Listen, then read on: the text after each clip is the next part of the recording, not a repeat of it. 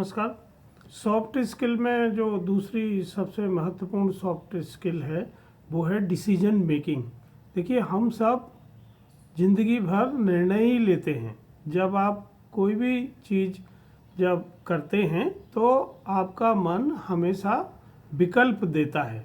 कभी भी आपके मन में एक बात नहीं होती है, हमेशा बहुत सारे विकल्प होते हैं। जैसे उदाहरण के लिए, जब आप सो के उठना चाहते हैं तो आपका शरीर जाग गया है और आपकी चेतना वापस आ गई है। अब आप तय करते हैं कि अभी उठना है या थोड़ी देर में उठना है। तो एक मन आपका हमेशा कहता रहता है उठ जाओ, सुबह हो गई। दूसरा मन आपका कहता है कि अभी थोड़ी देर और आराम करते हैं, फिर उठते हैं। तो ये हम एक डिसीजन ले रहे हैं कि हम कब उठेंगे। तो ऐसे फिर आप पूरे दिन डिसीजन लेते हैं। इसी तरह आप अपनी पर्सनल लाइफ में डिसीजन लेते हैं, कैरियर के लिए डिसीजन लेते हैं। अगर आप गवर्नमेंट में या प्राइवेट सेक्टर में काम कर रहे हैं तो डिसीजन लेते हैं। तो डिसीजन मेकिंग एक ऐसा प्रोसेस है जिससे जब तक आप जिंदा हैं बच नहीं सकते।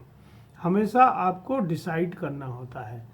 तो जब भी कोई कैरियर के लिए अप्लाई करता है और इंटरव्यू करते हैं तो उसमें हमेशा ये देखा जाता है इंटरव्यू के दौरान कि आपकी डिसीजन मेकिंग की एबिलिटी कैसी है।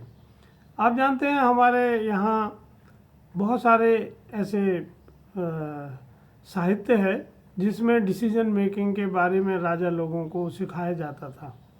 जैसे उज्जैन में जब कृष्ण सांदीपनी आश्रम आए तो उन्हें 64 कलाओं की शिक्षा दी गई। उन 64 कलाओं में एक डिसीजन मेकिंग की कला भी थी। इसी तरह अगर आप बेताल पच्चीसी पढ़ें तो बेताल पच्चीसी में बेताल हमेशा विक्रमादित्य के सामने एक प्रॉब्लम रखता है और उन्हें उसका उत्तर देने के लिए कहता है और उन बहुत सारे विकल्प वो उसके देता है और विक्रमादित्य को एक विकल्प चुनना पड़ता है और उस उत्तर का तर्क के साथ प्रतिपादन करना पड़ता है कि उनने ये उत्तर ही क्यों चुना और ये ही उत्तर क्यों सही है। तो अभी भी जो हमारे लीडर्स हैं, जो हमारे प्रशासक हैं, एडमिनिस्ट्रेशन में काम करते हैं, और जो नए बच्चे हैं जो कॉलेज से अभी इंटर कर रहे हैं जॉब मार्केट में, उनके लिए डिसीजन मेकिंग एक इम्पॉर्टेंट स्किल हमेशा से रहा है। तो डिसीजन मेकिंग में हमें जो करना है उसमें, जैसे पहले वीडियो में हमने बात की प्रॉब्लम सॉल्विंग की, तो हमें प्रॉब्लम को एनालाइज करना होता है कि प्रॉब्लम क्या है, किसको हम सॉल्व कर रहे हैं, डिसीजन हम क्यों ले रहे हैं। और डिसीजन हमेशा बहुत सोच समझ के लेना चाहिए, क्योंकि जब आप एक बार कोई चीज़ डिसाइड कर लेते हैं तो फिर वहाँ डिलीट का ऑप्शन नहीं होता है। जैसे आप दोनों पाँव पे खड़े हुए हैं और अगर किसी ने आपसे कहा कि एक पाँव आप उठाइए और आपने सपोज़ करिए कि बायां पाँव उठाया, तो बायां पाँव जैसे ही आप उठाएंगे, अब आपके पास जो आपकी स्वतंत्रता थी कि आप दोनों पाँव उठा सकते थे, अब आपकी ये स्वतंत्रता चली गई। अब जब तक आप बाएं पाँव को नीचे नहीं लाएंगे तब तक आप दायां पाँव ऊपर नहीं ले जा सकते। तो इसी तरह किसी भी रिलेशन में, किसी भी परिस्थिति में जब आप डिसाइड करते हैं तो आपके सामने हमेशा ये दुविधा रहती है कि आप क्या काम करें। हम ज़्यादातर क्या करते हैं कि पहले हम डिसाइड कर लेते हैं और फिर उसके लिए तर्क ढूंढते हैं कि ये हमने डिसीजन क्यों लिया और ये हमारा डिसीजन सही क्यों था। और ये हमेशा गलत प्रक्रिया है, क्योंकि जब आप एक बार बिना सोचे समझे डिसाइड कर लेते हैं और अपना पक्ष बता देते हैं तो फिर आप उस पक्ष को तर्कपूर्ण बताते हैं, उसके सपोर्ट में चीज़ें इकट्ठी करते हैं, तब वो आपकी स्वतंत्रता ख़त्म हो जाती है और आप एक तरीके से सीमित दायरे में ही अपने आप को पाते हैं। तो हमेशा कोशिश ये करना चाहिए कि डिसीजन लेने के पहले सोचिए, डिसीजन लेने के बाद सोचने का कोई फ़ायदा नहीं होता है। आप कितना ही उसको प्रूव करने की कोशिश करें, वो प्रूफ नहीं होता है।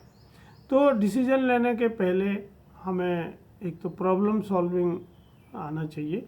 तो अगर आपने हमारा पहला वीडियो नहीं देखा है तो आप देखें, उसमें हमने प्रॉब्लम के ऊपर बात की है। अब डिसीजन मेकिंग के लिए जो ज़रूरी चीज़ें हैं, एक तो वो है इमोशनल इंटेलिजेंस।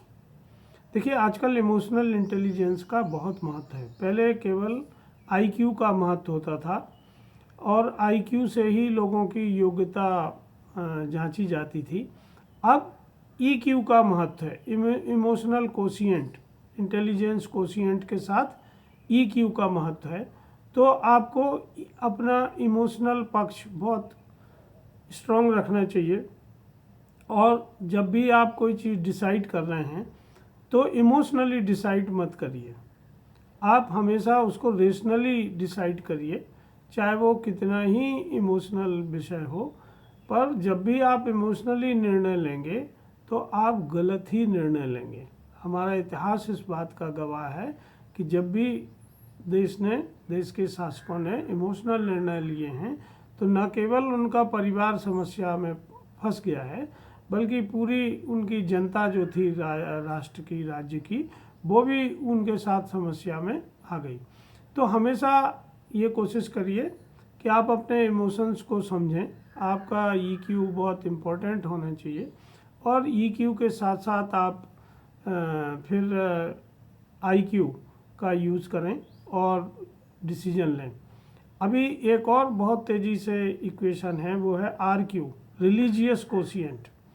क्योंकि जब तक आपका रिलीजियस कोशिएंट बहुत मजबूत नहीं होगा तब तक आपका इमोशनल कोशिएंट भी बहुत मजबूत नहीं होगा। तो अभी जब इंटरव्यू होते हैं तो उसमें बहुत सारे ऐसे विवादास्पद विषयों पर बात की जाती है जो धर्म से संबंधित होते हैं और वो ये जांचने के लिए ही की जाती है कि आपका बायस्डनेस तो नहीं है, आप किसी पर्टिकुलर धर्म के प्रति ऑब्सेस्ड तो नहीं हैं, आप एक बैलेंस डिसीजन ले सकते हैं कि नहीं। क्योंकि जब आप एक संगठन में काम करते हैं तो वहाँ सभी तरह के लोगों को आपको डील करना पड़ता है, सभी तरह के धर्मों के इमोशनल और दूसरे फाइनेंशियल स्थिति के हिसाब से सभी कैटेगरी के लोगों को आप डील करते हैं।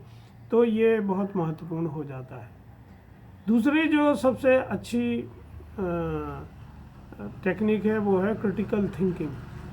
अगर आप क्रिटिकल थिंकर हैं, चीज़ों को लॉजिकली क्रम से सोचते हैं, तो आप अच्छा डिसीजन ले सकते हैं।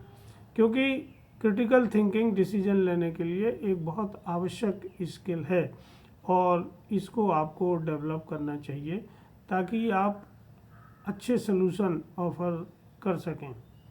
फिर मैंने आपसे कहा लॉजिकल रीजनिंग, जो भी आप निर्णय प्रपोज कर रहे हैं या कर रहे हैं उसका लॉजिकल आधार होना चाहिए, उसका तर्क संगत आधार होना चाहिए।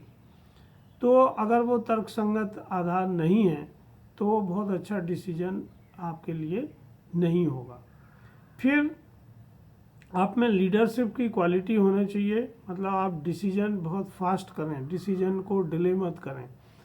जो पॉलिसी पैरालिसिस है वो आपको क्रिएट नहीं करना चाहिए, क्योंकि जब लीडर डिसाइड करने में देर करते हैं तो वो टाइम लूज़ करते हैं और उनके फॉलोअर्स का फेथ उनका ख़त्म हो जाता है। तो अगर आप एक टीम लीडर हैं और आप डिसाइड नहीं कर रहे हैं, आप आगे आके निर्णय नहीं ले रहे हैं, तो आपकी टीम का आपसे भरोसा उठ जाएगा। अगला है टीम वर्क। किसी भी ऑर्गेनाइजेशन में जब हम काम करते हैं या कोई भी बड़ा काम हम कर रहे हैं तो ये सब चीज़ें अकेले नहीं होती हैं, एक टीम वर्क के साथ ये चीज़ें होती हैं। और जब तक आपकी टीम आपके साथ नहीं होती है तब तक आप बहुत अच्छे निर्णय नहीं ले पाते हैं, क्योंकि टीम को निर्णय कन्वे करना और उनको कन्विंस करना और जो आपका निर्णय है वो टीम का निर्णय बनाना बहुत ज़रूरी है। क्योंकि जब तक टीम का हर सदस्य उसको अपना निर्णय नहीं मानेगा तब तक वो अपना 100% उसके एग्जीक्यूशन में नहीं देगा। अगली जो एबिलिटी है वो है क्रिएटिविटी।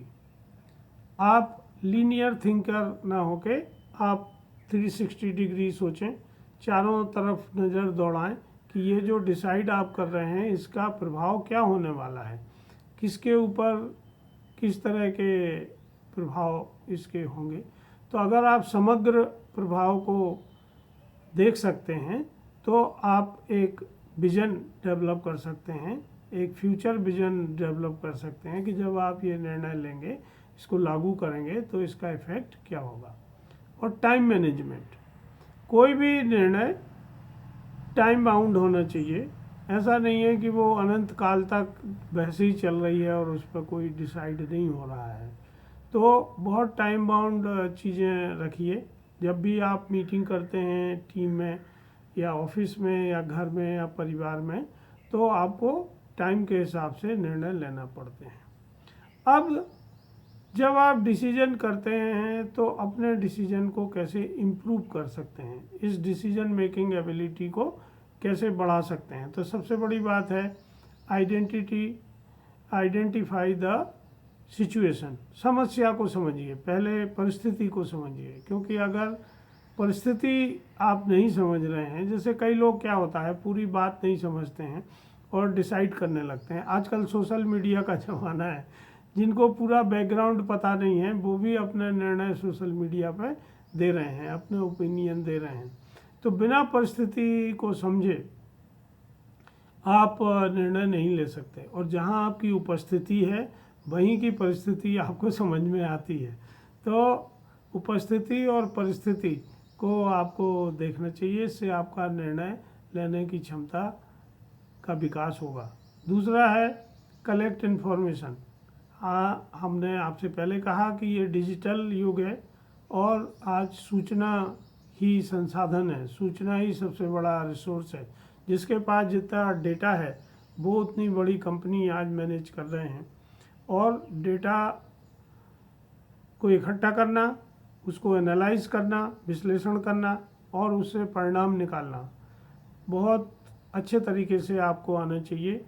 तो किस तरह का डेटा आपको कलेक्ट करना है, किस सिचुएशन के लिए, उसको एनालाइज कैसे करना है, तब जाके आप देखेंगे कि उसके रिजल्ट कैसे आप निकाल रहे हैं। फिर है एक्सप्लोर एवरी बाइबल सॉल्यूशन। जैसे मैंने आपसे कहा कि आपको एक ही निर्णय नहीं लेना है, आपका मन हमेशा बहुत सारे ऑप्शंस आपको देता है। तो इन ऑप्शंस को आपको सुनना है और बेस्ट ऑप्शन को आपको चुनना है, क्योंकि जब तक आप सभी ऑप्शंस पर विचार नहीं करेंगे आपका डिसीजन लेने की क्षमता का विकास नहीं होगा। तो आपको ये चीज़ आना चाहिए। अगला है कि आपको स्वॉट एनालिसिस आना चाहिए। तो स्वॉट क्या है? S for strength, W for weakness, O for opportunity और टी फॉर थ्रेट। इसी को मैंने पिछले वीडियो में आपको प्री मार्टम एक्सरसाइज के तौर पे भी कहा है, और इसको हमने अपनी लाइफ में बहुत अच्छे से यूज़ किया है, अपने करियर में बहुत अच्छे से यूज़ किया है। और जब जब हमने प्री मार्टम एक्सरसाइज करके निर्णय लिए हैं तो वो बहुत अच्छे निर्णय थे और उसके अच्छे रिजल्ट हमेशा आए हैं। तो ये प्री मार्टम एक्सरसाइज या स्वॉट एक्सरसाइज एनालिसिस आपको करना चाहिए कि इस निर्णय में स्ट्रेंथ क्या है, वीकनेस कमजोरी क्या है, अपॉर्चुनिटी क्या है और थ्रेट क्या है, और उनके मिटिगेशन कैसे हैं। तो जो इंटरव्यू जब होता है तो आपसे बहुत सारे ट्रिकी सवाल पूछे जाते हैं, या लिखित परीक्षा में भी बहुत सारे ट्रिकी सवाल पूछे जाते हैं जो ओपन एंडेड होते हैं, क्लोज एंडेड नहीं होते हैं।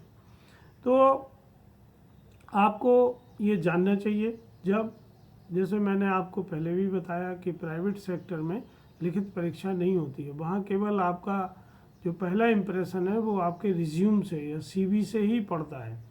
तो सीवी में आपको इस स्किल को बहुत अच्छे से हाईलाइट करना चाहिए।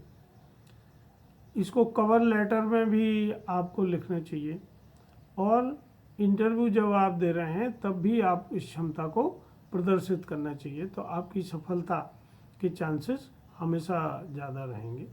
इसी तरह की सॉफ्ट स्किल की ट्रेनिंग और क्षमताओं का विकास ई फसल ट्रेनिंग इंस्टीट्यूट कर्मा सेतु पर किया जा रहा है। तो जो लोग इसका लाभ लेना चाहते हैं वो ई फसल ट्रेनिंग इंस्टीट्यूट कर्मा सेतु से संपर्क कर सकते हैं। धन्यवाद, नमस्कार।